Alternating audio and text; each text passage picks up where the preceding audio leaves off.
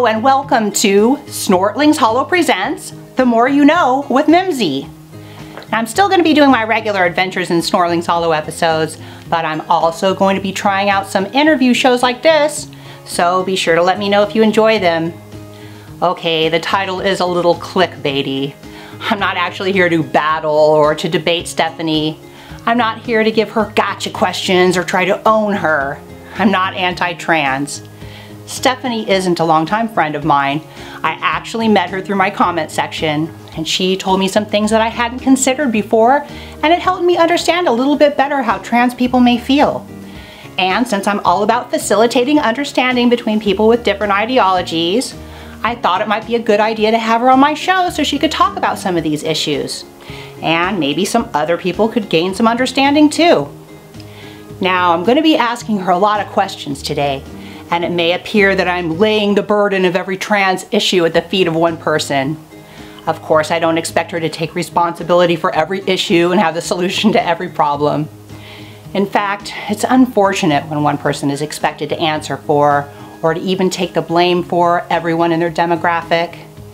And the fact that many trans people are discriminated against for this very reason is not something I considered before speaking with Stephanie. It may not be that someone is prejudiced towards a trans person simply because they're different, but because they see them as one of those people who want to take sports away from women, or one of those people who want to indoctrinate our kids.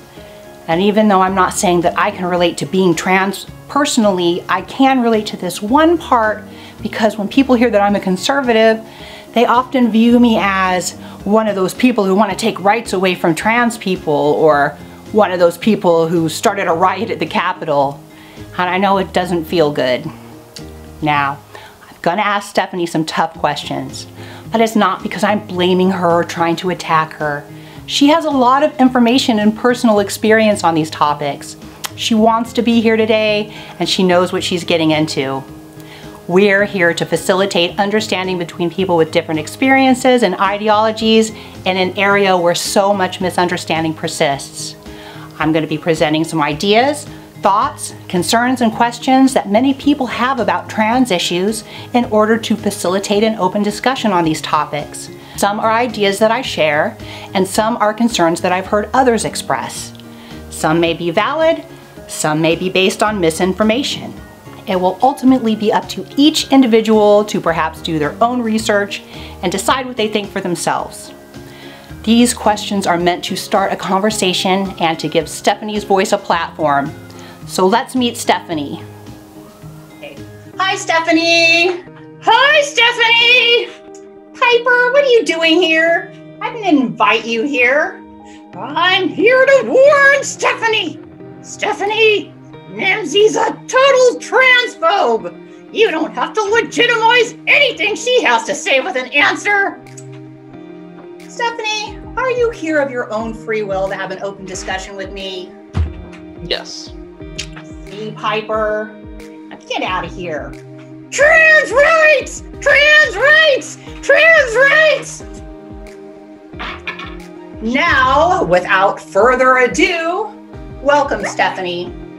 So why don't you give the audience some background on your life and what brings you here to talk with me today? Yep, my name's Stephanie. I live in Maryland at the moment, in fairly liberal state, moderate state. I am a trans male to female person, which means I was born and assigned a gender role of masculinity, and I decided I wanted to transition socially and medically to something more feminine. I've been on hormones for about 1.5 years, and I've been transitioning for about 2 years total. I was raised in a rural state of Pennsylvania, and I was raised fairly conservatively, actually, to the point where I still hold some of those conservative values, though I would consider myself a social libertarian at the moment.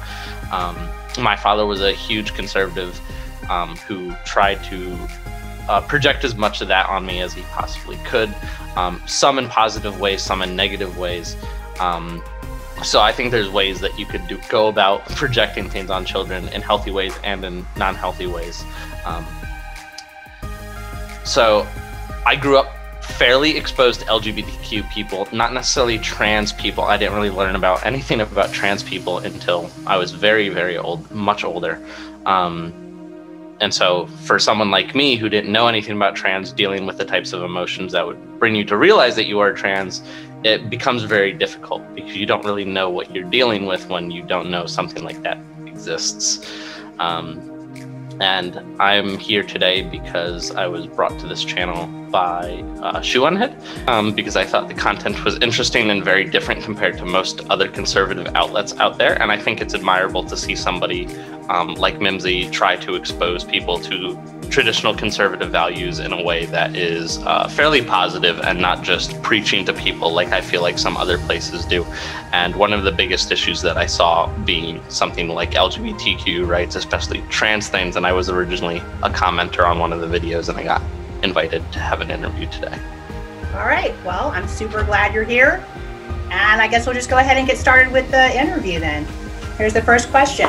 So, many people, and I am guessing mostly people who are more right-leaning, are kind of starting to have an increasingly negative feeling when it comes to trans issues. And it's unfortunately having an effect on trans acceptance as a whole. And I've heard that positive opinions of trans people are actually declining and are not increasing as most would hope. And I kind of think this is because trans issues have become so politicized. And I think the biggest problem that people are having is that when they raise questions or concerns, they're usually shouted down and accused of being like transphobic. And people don't appreciate being silenced and insulted, and they begin to push back. So do you see both sides of this issue, and what do you think can be done to help the situation? Yeah, so I definitely see both sides here, and I think the biggest issue is the politicization. Is as we have gained more exposure in media, there have been both positives and negatives on both sides. And typically, unfortunately, most of the positives get brought to light on the liberal side, where most of the negatives get brought to light on the conservative side, is usually how I've seen it. And it's not that either side is particularly more validating than the other. I think all is completely valid. There are negatives and there are positives for sure. Overall, I would say since 50 years ago, I think that the inclination towards trans acceptance has gone up. And I think we still are on that rise, but we might be going at a little bit of a decline because of how heavily politicized trans people are at the moment, with the last administration and probably the administrations coming forward in America. And cancel culture is definitely something that's very prevalent ever since, I don't know, I would say probably Obama's era is probably what really, really started that cancel culture kind of thing and silencing people. And it's a very authoritarian tactic that I personally, as a libertarian, don't try to associate with. And I think it's very toxic, and I don't think it has any place in America. I would think that most of my liberal friends, most of my libertarian friends, and even trans people especially, would also agree with me on that this is a very toxic tactic that shouldn't be used, that there should be communication on all sides. And when you see this kind of communication, this very authoritarian toxic tactic used, such as cancel culture and silencing people, it sheds a very, very negative light on the other side. And you see this used on both sides. You see conservatives use it against liberals, and that will give a bad light to conservatives. And you'll see liberals use it against conservatives, and that will give a bad light on liberals. And it's the same thing with trans people. And I think that's a big issue of what's going on, is you have people who act like representatives when they're not really representatives. They're just a very vocal and loud minority who end up finding places on the media and shed a negative light on the entire community as a whole. So, that was a great answer.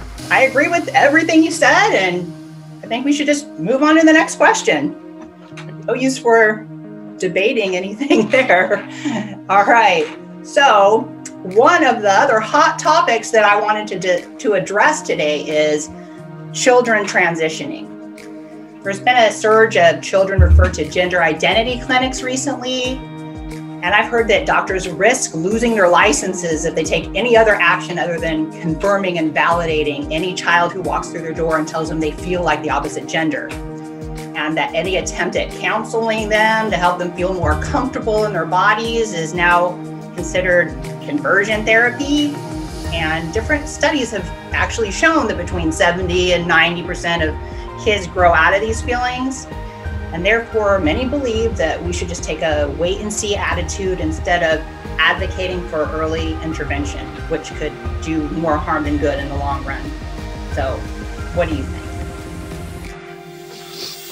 Yeah, so I've definitely heard of similar issues on the other side of the coin, where you have doctors who, if they try to take a stance on something with trans, whether that's positive or negative, depending on where they live in the type of environment and the general culture around trans people that they live in, it could really risk their standing in the public eye, whether that be their entire job.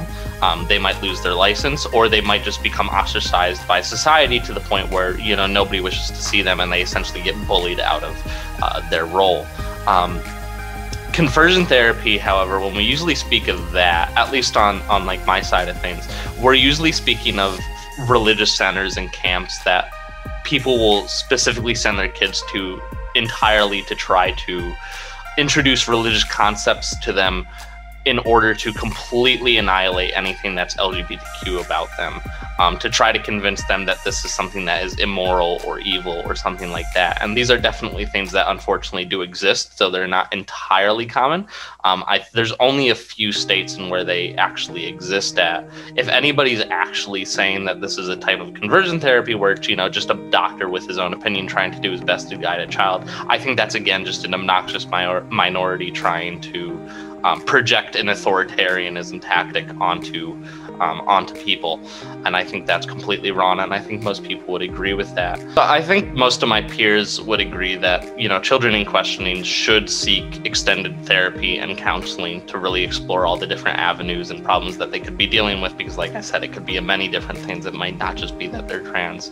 And I think that doctors need to be completely open about this and welcoming and supportive of this, and nurture them and guide them through these types of processes of understanding what they're dealing with, not confronting them about this type of thing and trying to convince them that it's wrong, that it might not be this. You know, I think that type of confrontation is definitely something that doctors should not employ.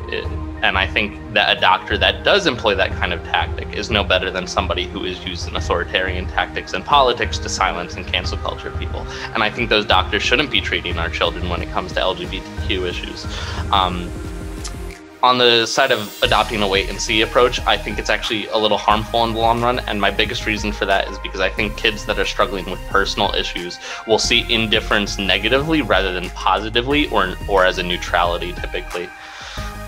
Think about when your parents used to use the maybe argument a lot. I know I personally dealt with this a lot with my family, and I'm sure a lot of kids did too, is whenever your parents didn't really necessarily want to say no, they would say maybe instead, but they really meant no. And as you grew up and as you experienced it more, you definitely learned that maybe meant no. And when you're dealing with issues like LGBTQ identity, you might start to associate, and I would say it's fairly common to associate those types of indifferences negatively, to the point where you might not feel comfortable coming out to your parents about these issues at all, if they're not entirely, maybe not entirely supportive, but at least welcoming to that type of thing of whatever might be happening.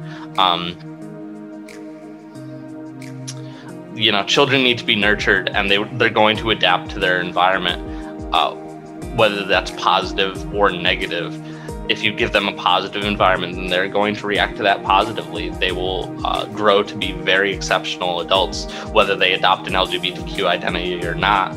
But if you give them a negative environment, even if that's an indifferent environment, then they are also going to grow up and become adults where they are indifferent or they are negative. And I think it's important that we give our children a place and an environment where they can actively and supportively explore these types of realms and possibilities without social consequences, because children should never be exposed to these types of social consequences.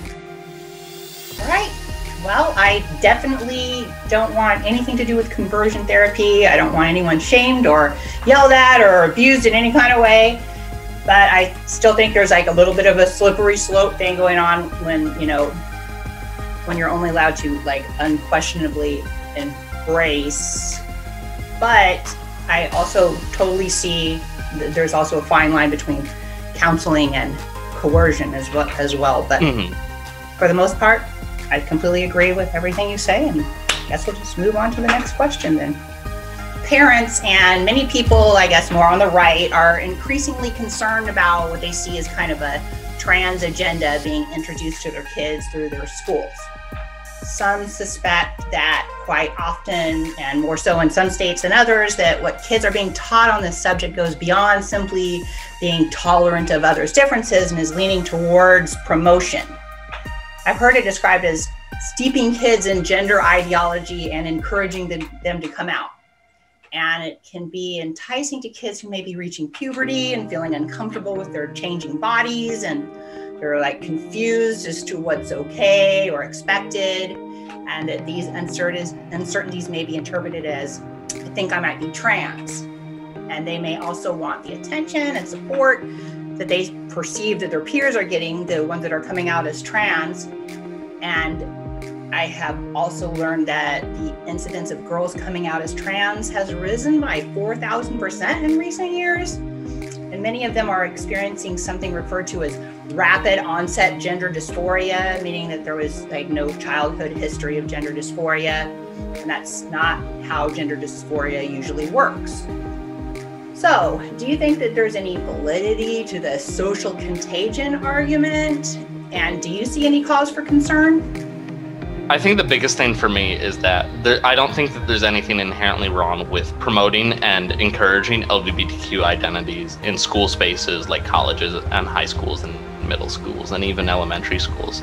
I think we should encourage our children to be able to adopt these identities if they do feel that they are experiencing these types of issues, because I think that's generally what you need to do to make society more accepting of these types of things and eliminate discrimination, is encourage that there's nothing wrong with these things, and that your neighbor might be gay and that that's okay, and that your neighbor is no different than you are as a heterosexual person, as a straight person. It might be difficult to understand for someone who isn't LGBTQ, but it's actually quite simple in my experience, and maybe in your case as well as a bisexual person. Typically when we grow up and we are confronted with these types of feelings, we know for the most part what we're dealing with. We know that we're struggling with an attraction to a certain sex that might not be completely normal than what we're experienced with. And that's the same thing with gender science and gender ideology, is that, you know, you typically know when you're dealing with something like gender related issues. Even I did as a kid without knowing what trans was, but there just wasn't really a word out there that really allowed me to understand what I could do about it, or if that was normal, you know. And that's a big thing that trans people go through, is they think, oh, this is probably just normal, this is probably something that a lot of people go through, and that it's just something I need to move on from. I think it would be a rather difficult task indeed to try to convince people who are otherwise not LGBTQ to try to adopt an LGBTQ identity, whether that is intentional or accidental in school, whether that's through, you know, an accidental exposure or not. I think if you are encountering these types of issues, then that is evidence that you are going through something, and you should probably see a therapist, a counselor, to try to guide and walk you through what these issues are and what they could mean. I don't think that necessarily means they should jump towards something, and I think if they do jump towards something, then I think it's kind of on them in a sense for jumping at something that they don't entirely understand yet. Not that there's anything wrong with that. If you really believe that you're gay, if you really believe that you're trans, I don't think there's anything wrong with making the steps to really realize the person that you are and explore that. I don't think there's anything wrong with it at all. But as far as being jealous of attention that LGBTQ people are receiving and wanting that as well, I think it would be really difficult to reach such a point without a severe gross misconduct being presented in the education system and somehow go unnoticed. It's just an extremely unlikely situation in my experience and in my opinion. In fact, when teens are usually jealous of others, they typically don't follow what their peers do. They will typically go outside the lines. They might resort to something like bullying tactics, or they might isolate, or they might just, you know, completely shut down or adopt something completely in the opposite category. as far as rapid onset gender dysphoria, you're completely correct, and I agree that this definitely is contradictory to how gender dysphoria actually works. In fact, there's many pro-LGBTQ articles that you can find by looking up rapid onset gender dysphoria that you can easily Google that usually debunks it fairly easily. As far as the 4,000% statistic about girls coming out as trans, I don't really know where this is coming from because I just don't see it in my community. Because there definitely is an issue in my community where there is overrepresentation of male to female, people like me in my community rather than people who are female to male. You see this a lot in my community where there are people who are female to male who express frustration because they feel like they're not as represented or they're not as accepted because they're not at the forefront of media like trans female people are or anything like that. And generally you don't see many stories about them either because it just doesn't seem like there's a whole lot of them there. I think there is validity to social contagion from a behavioral standpoint, but when it comes to LGBTQ identity, I'm afraid I just don't think that's how it works. You just can't make somebody straight or a cisgender person. You can't make somebody gay. You can't make somebody trans. I just don't believe that's something that is actually possible based off of our beliefs that these are things that you're entirely born as. All right, great answer. Okay, next question. I have heard parents express that they're in fear of losing their parental authority, that many parents who want to adopt a wait-and-see approach to their child's questioning of their gender are often met with accusations of child abuse. And they fear that they're close to a time where their parental rights could be terminated by the government if they don't agree to allow their child to start the transitioning process. So do you believe these fears are founded? I think that parents that are genuinely indifferent towards their children's LGBTQ identity should not face any kind of legitimate accusations of something like child abuse or transphobia or bigotry or anything like that. And thus, I don't think there's really anything to fear of having authority terminated by, government. There might be,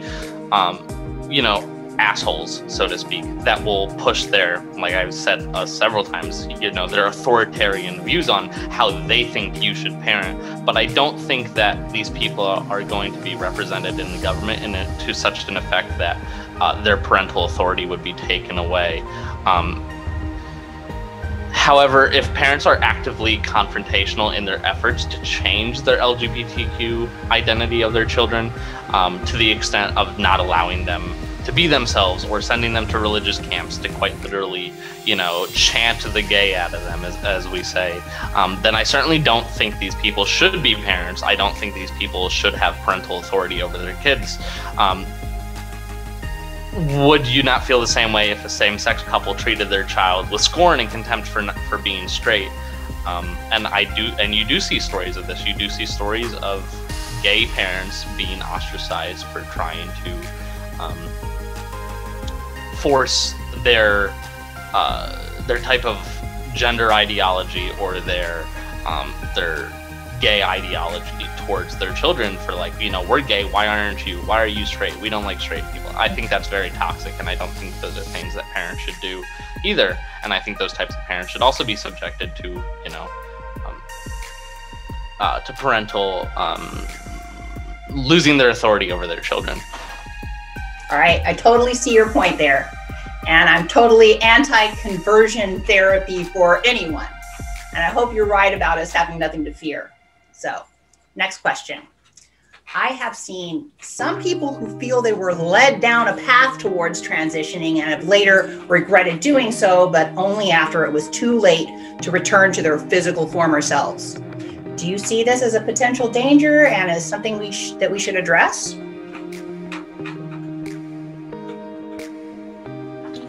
I feel that most people who go on to regret their transition end up with contempt for the community for being led down that path. Usually end up in this situation because, in my opinion, they usually rush to these decisions of a medical transition with little amounts of therapy and exploration. And I think that while there's nothing wrong for feeling a certain way about your identity and wanting to jump immediately into medical transition, I think it's unfair to immediately turn around and project that blame and project that frustration on the rest of the community for a decision that you made and that you definitely had more time to make. And I think that, as I said before, that most of my peers would agree that we encourage therapy and counseling of an extended period of time to be able to explore what you're going through and figure out maybe it's not trans, maybe it's something else, maybe it's some other sex-related issue that you're going through. However, I also understand why people will rush their decisions to start HRT. I know personally, even I rushed my decision a little bit. There's a general notion within my community that you should medically transition at least before the age of 25. That being the age when your natural hormonal growth finishes all the permanent modification it's making to your body, and that if you transition after 25, then you'll be less successful. You won't pass as well as your chosen gender identity. I think it's an unfortunate stigma that haunts most trans people, if not all trans people, and makes us want to progress before it's too late.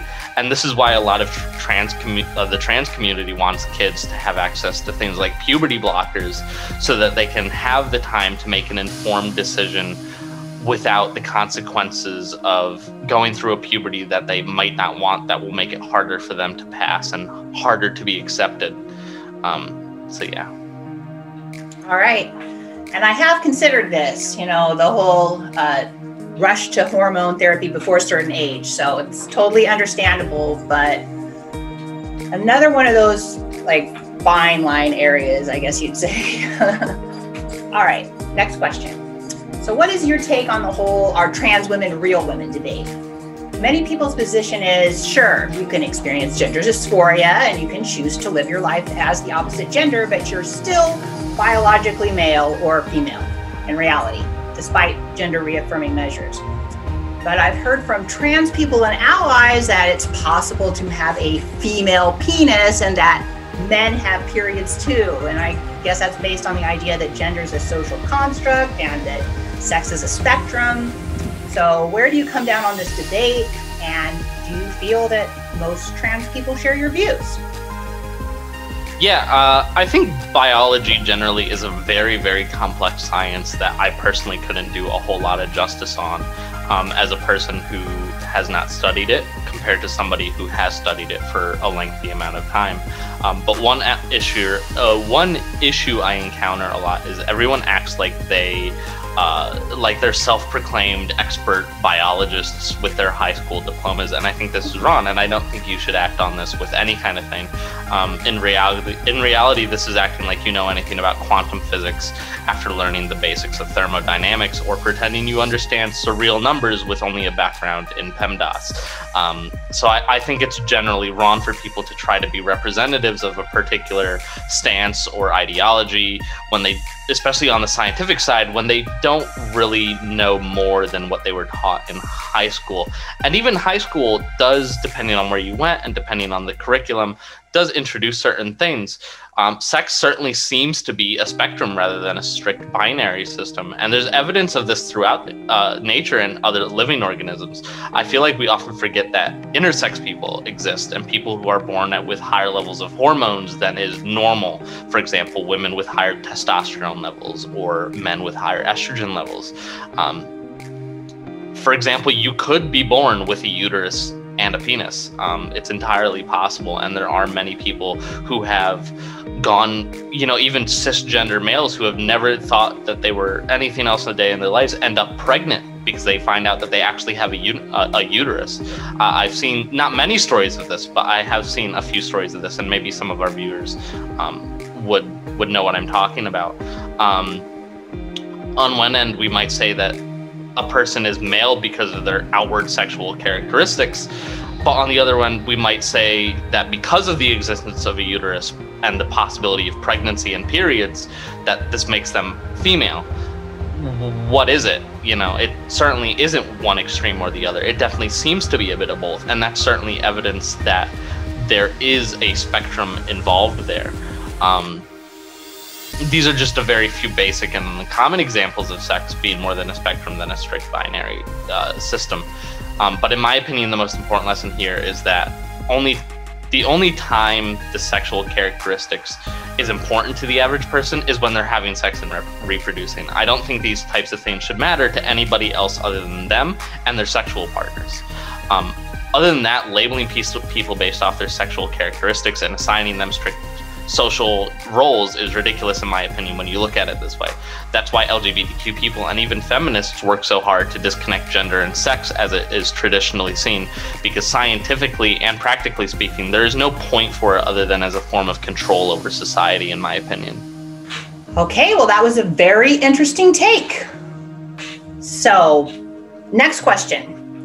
Many people who have no problems with people being trans per se are being turned off to trans issues because they believe that trans people and their allies don't believe it's enough to simply be accepting and tolerant of people's differences, and they want to push it further by forcing them to deny what they believe to be facts about the differences between men and women, and attempting to erase biological sex, and also threatening to impose laws and discipline measures if they don't conform their speech and their beliefs to what they're told.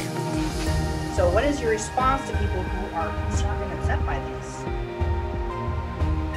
I think most people would agree that it's okay to have differing opinions and operate under different perceived facts in public, even to the extent of being discriminatory, as long as we understand that these usually come with social consequences, such as being ostracized by your peers.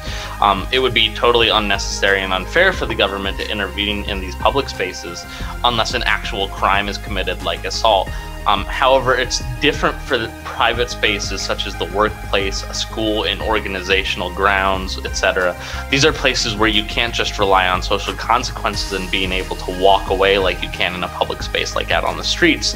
To an extent, you are forced to be in these situations, and when faced with discrimination from coworkers or fellow students, even without breaking the law, I think it is fair to implement policies designed to discipline people for such. But if you're actively not discriminating against somebody, and for example, you're just having a constructive discussion with a person you disagree with, then there should be no problems. As long as you also recognize that these people aren't entitled to answering your questions, regardless of whether you stand. If these people say no to any kind of question that you might deliver to them, such as, are you a boy or a girl? And they decide not to, answer your question, or they decide they don't want to have this constructive debate with you, then that's on you to turn around and realize, okay, this person doesn't want to talk about it. I should walk away and leave it be. But if you keep cornering this person and keep targeting this person with these types of questions and this type of debate, then it definitely turns into harassment, I would say, and you definitely should be disciplined for such a thing. Other than that, I don't think there's reason to be concerned about the implementation of anti-discrimination policies in spaces like these if you are a respectful and decent person. And in the rare event a company actively tries to push its belief on you, then I think instead of taking it out on the community, this is clearly a representation of an authoritarian organization trying to push its views on its coworkers, and I think maybe it's time to find another job. As much as that sucks, nobody wants to have to leave a job because of something like this, but unfortunately there's not many ways that you can fight that legally either. You can certainly try, but probably the easiest and best way is just to find a new one. All right, well, I think we're in total agreement here for sure. Opinions should be allowed, even unpopular opinions, but workplace harassment is totally unacceptable. So on to the next question. I would like to bring up the subject of what's been called Transtrenders.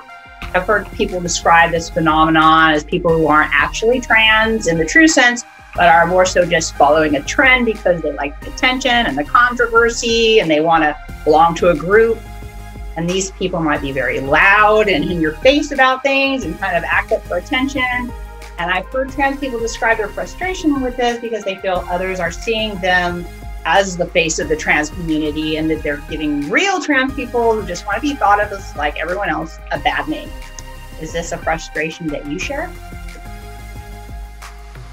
Yeah, unfortunately it does happen in my experience, and we do have trolls who pretend to be trans to give us a bad name and ridicule us. They act like representatives to hurt our image and our reputation with our government and with our society overall. And some may not do it intentionally, but are definitely not welcomed to represent us in such a manner regardless. However, it is fortunate that these seem to be an extreme but vocal minority. All right, next question. Many feminists and even just women in general are starting to perceive issues with the trans community when it comes to feeling like their womanhood is being erased, that there is more to being a woman than identifying as one, like the shared experience of growing up as a girl and biological differences. And they don't like it when some people want to change the word woman to uterus owner. Some feel their identity is being hijacked by what some have called a new type of patriarchy, wherein what they consider biological men are taking over their spaces and identities and kind of bossing them around. Are you sympathetic to their concerns, or do you have another take on this? In my exposure and experience, I feel like these cases are typically the minority. I feel like feminists have been part of the LGBTQ community since Stonewall existed, and have for a large portion of that time even included trans and intersex people as well as men. Feminism, in my experience and in my exposure, isn't necessarily about womanhood. It's been about detaching social roles from their sexual organs, regardless of whether you're a man or a woman. In this sense, I think trans people and feminists have common ground disconnecting sex and gender. I think the goal of feminism has largely been creating a society that is fair and equal to all people, not just women, not just men, but other minority groups such as the LGBTQ as well. Black Lives Matter is much the same way. Despite predominantly focusing around Black lives, its goal is very similar in wanting to create a society that is fair and equal to all minorities, not just African Americans. Of course, feminists all have differing opinions and experiences, and some may be trans exclusionary in areas where trans people have bad reputations and are stigmatized. But in my experience, the large majority of feminists have been very welcome to trans people. Certain factions of feminists do exist that try to prioritize goals surrounding the female sex, and their goals and methods are mostly valid and peaceful. And I am sympathetic to their concerns about trans people, especially when you see how we're portrayed in the media. But it is my belief and hope that when the average people start to understand and learn more about trans people, that these types of factions will become more inclusive of trans people. Okay, great. So, next question. What is your position on trans athletes?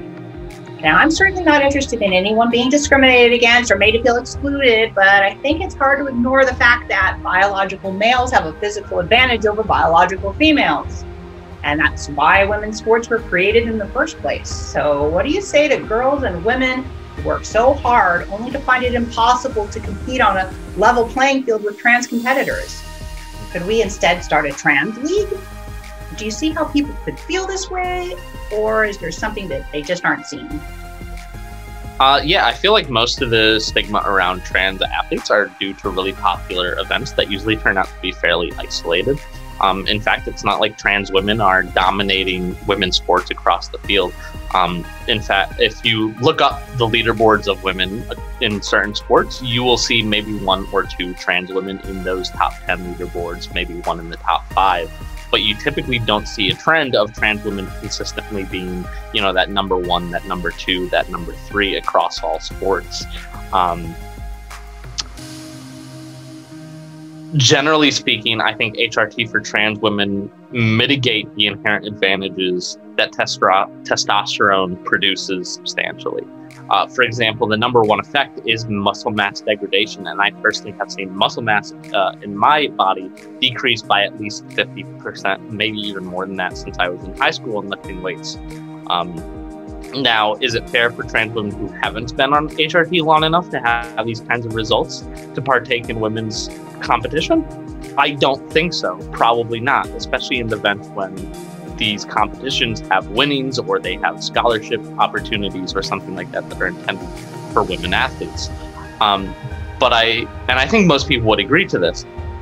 But I think it's a fair compromise that HRT and monitored hormone levels be a gateway, so to speak, for trans women to compete so they don't dominate their peers. But the majority of the time, HRT, after a certain consistent period of time, will bring down a trans woman to standard hormone, muscle mass, and even brainwave levels. Other than the muscle advantage, however, we have studied that men and women have cognitive advantages over one another based off their brain structures. And interestingly enough, studies have shown that trans people actually have brain structures closely similar to the gender that they more closely associate with, rather than the gender that they are assigned at birth. And Harvard recently did the study, and we will probably link that in the description below. Okay, some interesting facts there. And the fact that trans people have a brain structure that more closely resembles the gender they identify with is exactly what I would have expected. And I think that's very validating. And I will definitely put that link in the description below, but I'm still going to keep my eye on those trans athletes. So, next question. I have heard that many gay and lesbian people are starting to see certain aspects of trans activism as a war on gays.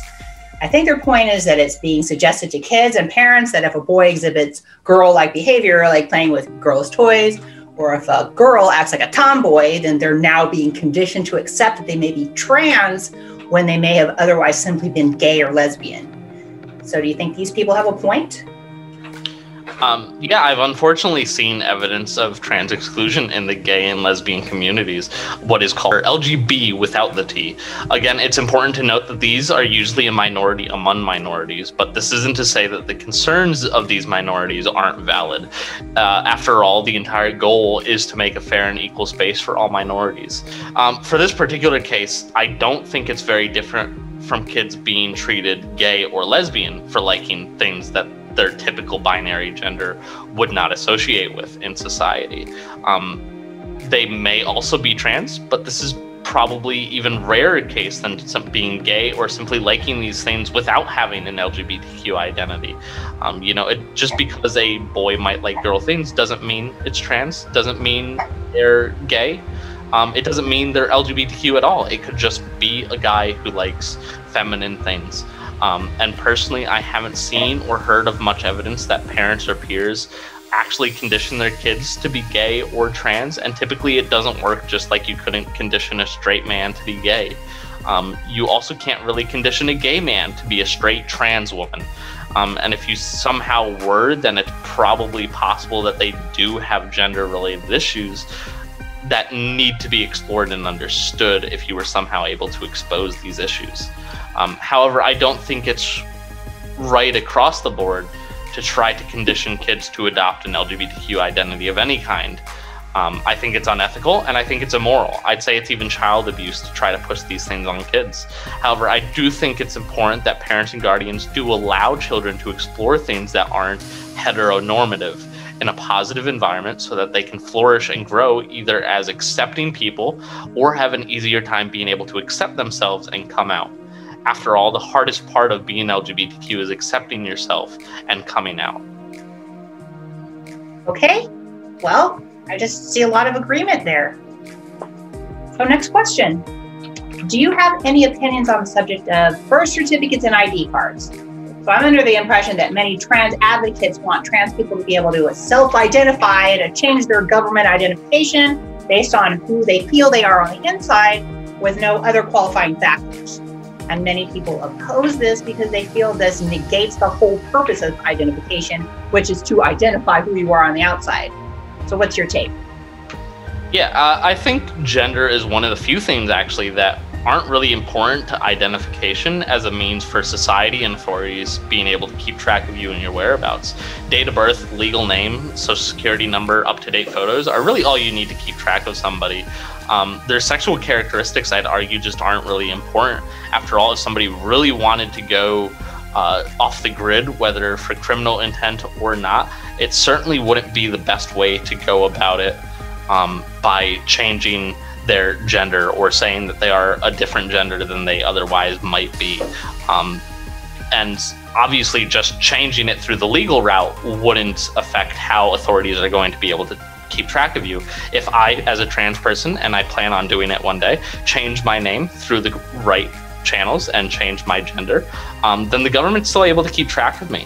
And there's nothing wrong with that. And I don't think there should be anything wrong with people going through the proper channels to do this type of thing. Now, of course, if they're not doing it through the proper channels and they are creating, fake IDs and stuff like that, then that's obviously condemnable. Okay, thank you. And I agree. So next question. Do you believe that faith-based hospitals and religious doctors should be legally forced to do sex reassignment surgeries even when it goes against their religious beliefs? Or should trans people just have to travel to find a doctor who's willing to do it? And what are your views on this, and maybe also some other related topics that you want to speak about? Yeah, so I think the biggest issue here is that doctors who are religious usually wouldn't be the ones finding themselves in these positions to conduct such surgeries in the first place. That said, first responders and doctors should never be allowed to refuse treatment to treat a patient that might have an LGBTQ identity for religious reasons. Religion is entirely a personal and private matter, and I don't think that should impact your professional life at all. And if it does, then you probably picked the wrong profession. You get paid to do a job, and I think you should do it. Okay, well, I can see perhaps why someone might need to find another doctor or hospital for non-emergency procedures, because I do believe in religious freedom. But if a first responder doesn't give aid to a trans person because they're trans, I mean, they should definitely go to jail and lose their license. And if a general practitioner just doesn't want to treat a person just because they're trans, well, I think that's pretty messed up. I'm not really sure how I feel about it from a legal standpoint. The jury's still out on that one, but I'm sure he would be found guilty in the court of public opinion. Okay, next question. So some women are concerned about allowing self-identified trans people into women's spaces like restrooms and locker rooms. And they obviously feel this is a safety issue because a predator can simply claim to be trans and, can obtain access to women in private and vulnerable situations. So what would you say to these women? I think the unfortunate and rather blunt answer is just that typically predators aren't going to go to such extents. If they are going to prey upon women, then they're going to do so by any means.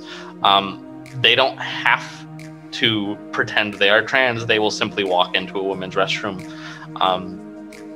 And I think to take such examples and to take such rhetoric and apply it to trans people to give them a bad reputation is just, it's wrong, it's unethical, and I don't really agree with that type of thing. Another thing is that all LGBTQ people are just as likely to be sexual predators as cisgendered heterosexual people. Should we not allow lesbians in women's restrooms because they might prey on women? It's the same thing, in my opinion. A good lesson that I learned when I was a kid was about motorcyclists, and I think probably most people have heard about this, when motorcyclists used to be stigmatized for being murderers and rapists, and overall, after some time, society generally became more accepting and realized that this is a really stupid and awful label to put on all people who just like riding motorcycles. And it's obviously an unfair label that is just about the vast minority of motorcyclists turning out to be this way. So why should we do the same thing to LGBTQ people? All right, point taken. All right, next question. So what would you say to people who say that gender dysphoria is a mental illness and point to the high suicide rate to back up their claim? So can you speak to this, and also on whether or not medical transitioning has an effect on the suicide rate? I think the most important part about using suicide rate as evidence of a particular LGBTQ identity being a mental illness is that people used to feel the same way about lesbians, gays, and bisexual people. But as society became more accepting, and especially when same-sex marriage was legalized, LGBT rates for suicide completely plummeted. This is enough evidence to point to the fact that suicide rates just aren't a good statistic to point towards mental illness, especially towards trans people. Aside from that, there are countless studies that do suggest that there are benefits to the psychology of a person for taking medical transitioning, or at least socially transitioning, depending on how they think is right. Generally, the rate at which people regret things like HRT and they regret surgeries is about 4% or lower. The vast majority of people do see an ease in their psychology when they do take HRT and they do take surgeries. All right, well, that's a perfectly reasonable explanation, and I am happy to include any links that you might have to that in the description below. Okay, next question. So how do you feel about people who consider themselves to be trans age or trans race or trans species? Do you welcome them into the trans community, or do you prefer to distance yourself from being associated with them? And why or why not? For the most part, I think that these people are not part of the transgender community. Transgender is the way it is because of the fact that gender is a social construct with little to no significance other than how society expects you to behave and act, and it can be easily changed without consequence. Age, on the other hand, is a scientific measurement most importantly used to monitor cognitive functions and organ development in people in order to determine when they are able to make decisions for themselves and when certain things are healthy for them. Race, on the other hand, would be the most similar to gender as a social construct that has little significance, but the difference lies in the fact that you cannot just transition to another race and all the aspects of it. There is no scientific evidence that suggests that you could potentially be another race, let alone some magic hormone that exists that allows you to change your skin tone. The same goes for species. You just can't be another species unless somehow you were the rare offspring of a human in another species. My biggest gripe with these communities, however, is that it's typically used to degrade and hurt the transgender community and exploit people. And in those cases, I think it's condemnable. All right. I actually kind of figured that most trans people would feel something similar to that, but it just seems to be that like being transgender is like a real biological thing, and that the other ones are more like about feelings and imagination, you know? So I kind of wondering if I'm going to get any comments from the other kids. All right, next question. So, do you believe that when a cis person is not sexually attracted to a trans person, this is a form of transphobia? Because I think that genital preferences often go hand in hand with sexual preferences, and to each his own. But what do you say? Yeah, I think me and most of my peers would agree that genital preference is a significant part of your sexuality. You're definitely not a transphobe as a lesbian who doesn't find trans women attractive and that you wouldn't have sexual relations with. You are a transphobic lesbian, in my opinion. However, if you are discriminatory and exclusionary and you gatekeep your community by also excluding cis lesbians who are inclusive of trans lesbians and trying to tell them that they aren't real lesbians because they're technically dating a biological male. However, there are trans people that exists, unfortunately, that will behave this way, thinking they are entitled to sexual relations with people and yell at them when they don't get their way and are rejected for them having a genital preference. These people don't represent trans people and are just assholes, in my opinion. And even trans people can be assholes. All right. All right. Well, next question. I have heard it said that there is a debate on whether or not transgenderism should be medicalized. So do you believe that being transgender is a medical or psychological condition requiring a diagnosis of gender dysphoria? And do you find this validating? Or are you someone who sees this as gatekeeping and is inviting people to delegitimize people's identities, or that you don't need to be dysphoric to be trans? So what are your views? Yeah, it's definitely an unfortunate and relevant debate that is heavily contested even inside the trans community. And the community can sometimes be at extreme odds on the interpretation of this. On one end, there exist factions of trans people that believe you cannot be trans if you reject the opportunity of a medical treatment. I personally am of the belief that medical transition is not a treatment for gender dysphoria, that it is a therapy. That's why it's called hormonal replacement therapy, after all. It's a therapy that can ease your gender dysphoria by changing your body to resemble how you perceive you should look. But this therapy doesn't work for everybody, just like how therapy works in general. Some trans people prefer to just socially transition and are okay with their bodies as they are. Some trans people avoid medical therapy because their bodies can't handle it. A good example of that is a drug called spironolactone. It's a common testosterone suppressant used in HRT for both trans and cis people, and can have some really nasty side effects. Some trans people prefer to avoid this risk and go about their transition in different ways. I personally think all these ways are valid. Personally, as myself, I don't have any issues with spironolactone, so I can take it without any consequence, physical or socially. But I do have friends in the community that have taken spironolactone and have suffered severe physical illness from it. As far as being in transgender requiring a diagnosis, I'm not sure.